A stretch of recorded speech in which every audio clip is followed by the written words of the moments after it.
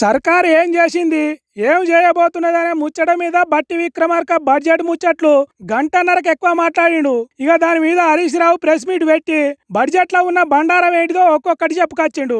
20 లక్షలు తీసుకుంటే 5 లక్షలకే వడ్డీ లేని రుణం, మిగతా 15 లక్షలకు 12.5% కాడికి బ్యాంకులకు మహిళలే వడ్డీ కట్టుకుంటున్నారు.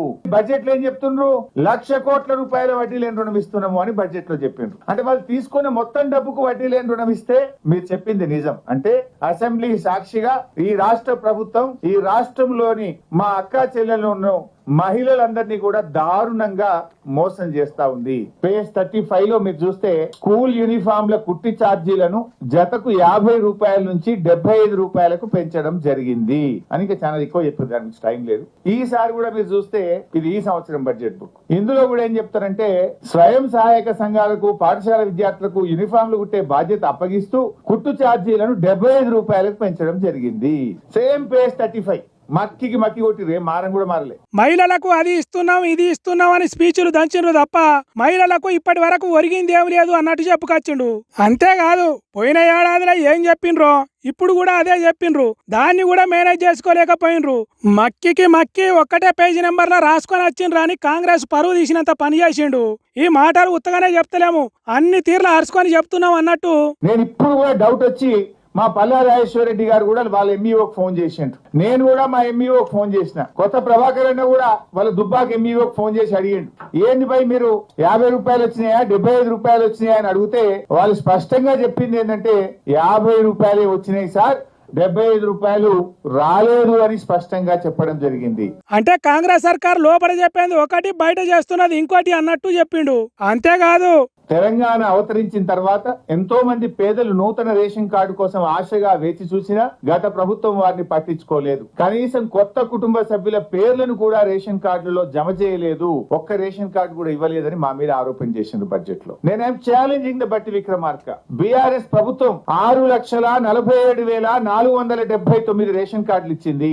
కొత్త సభ్యులను కూడా ఇంట్లో కొత్త సభ్యులు పిల్లలు పుట్టినా పెళ్లి చేసుకొని కోడలు వచ్చినా కొత్త సభ్యులను కూడా యాడ్ చేసినాం. 20,69,033 మంది కొత్త సభ్యులను రేషన్ కార్డులో బీఆర్ఎస్ ప్రభుత్వం ఇంక్లూడ్ చేసింది. This document, official document. కానీ మీరేం చెప్పిన బడ్జెట్ సాక్షిగా ఒక కార్డియలే ఒక సభ్యుని కూడా యాడ్ చేయలేదనే అబద్ధాలు. అంటే ఎలక్షన్లలో రాజకీయ ప్రసంగాలు చేసినట్టు బట్టి గారి బడ్జెట్ ప్రసంగం కూడా జరిగింది. ఇంత దారుణంగా ఉంటాయా బడ్జెట్ మాటలు అంటున్నాడు.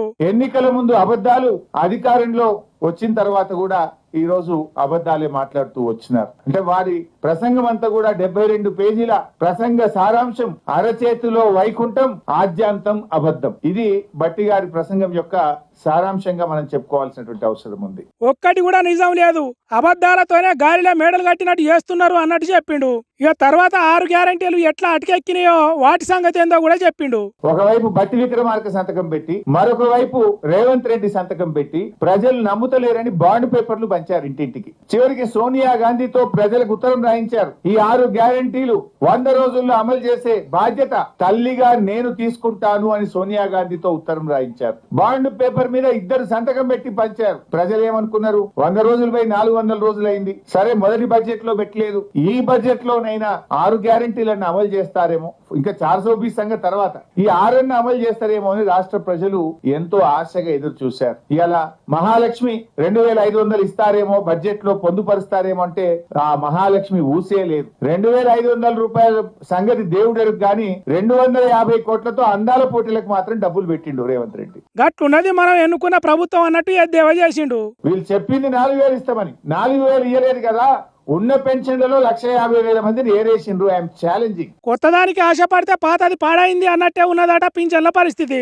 ఇక రైతుల రుణమాఫీ ముచ్చట గురించి బట్టి గారు ఏం చెప్పిందంటే 31,000 కోట్లతో రుణమాఫీ చేస్తున్నామని 2024-25 బడ్జెట్ లో చెప్పారు. 31,000 కోట్లతో చేస్తామని చెప్పారు. ఈ బడ్జెట్ లో చూస్తే మేము 20,000 కోట్లు ఇచ్చేస్తాము అని చెప్పేసిండ్రు. అంటే ఇప్పుడు మిగతా వాళ్ళ సంగతి ఏంది? ఇంకేమున్నాయి, తూర్పుకు తిరిగి దండం పెట్టుకునే తట్టు చేసిండ్రు అన్నాడు. అంటే మరి నువ్వు 2 లక్షల లోపు అయిపోయింది అనేది పిచ్చి అబద్ధం కదా. 2 లక్షల లోపు రుణమాఫీ అయిందన్న కదా బట్టి, పోదామా మదిరకు? ఎప్పుడు పోదాని చెప్పు, పోయి అడుగుదాంపా. రుణమాఫీ మొత్తం అయిందా? ఏ ఊరికి పోదావో నీ నియోజకవర్గంలో చెప్పు. లేదు నా నియోజకవర్గానికి వస్తా అంటే సాధారణంగా నేను ఆహ్వానిస్తా. రుణమాఫీ అయిపోయింది 2 లక్షల లోపు అని చెప్పినావు, కాలేదు. మీరు చెప్పిందే నిజమైతే ఎక్కడికి పోదామో చెప్పు, పోదాం అని ఛాలెంజ్ చేసిరిండు. 2024-25లో ఆన్ గోయింగ్ ప్రాజెక్ట్స్ ఈ సంవత్సరంలో 6 పెండింగ్ ప్రాజెక్టులు పూర్తి చేసి నీళ్లు అందిస్తామని 24-25లో చెప్పిండ్రు. అండ్ ఈ సంవత్సరం 12 ప్రాజెక్టులు పూర్తి చేస్తాము అని చెప్పిండ్రు. నేను అడుగుతున్నా, ఒక్క ప్రాజెక్టు పూర్తి అయిందా? అయితే దాని పేరేందో చెప్పండి. చేస్తే కదా చెప్పటానికి. కాబట్టి ఈ బడ్జెట్ అంతా మామిడికాయకు మసిబూసి అదే మారేడికాయ అన్నట్టు చేసిండు తప్ప ఒక్కటి నిజం లేదని చెప్పిండు. ఇట్లా ఈ ముచ్చట్లే కాదు, బడ్జెట్లో చెప్పిన ప్రతి విషయం మీద ఒక్కొక్క ముచ్చట ఒలిచినట్టు చెప్పిండు. కాంగ్రెస్ సర్కారు చెప్పింది కొండంతా, చేసింది మాత్రం ఘోరంతా అన్నట్టే ఉన్నదని బాగానే అరుచుకున్నాడు హరీష్ రావు.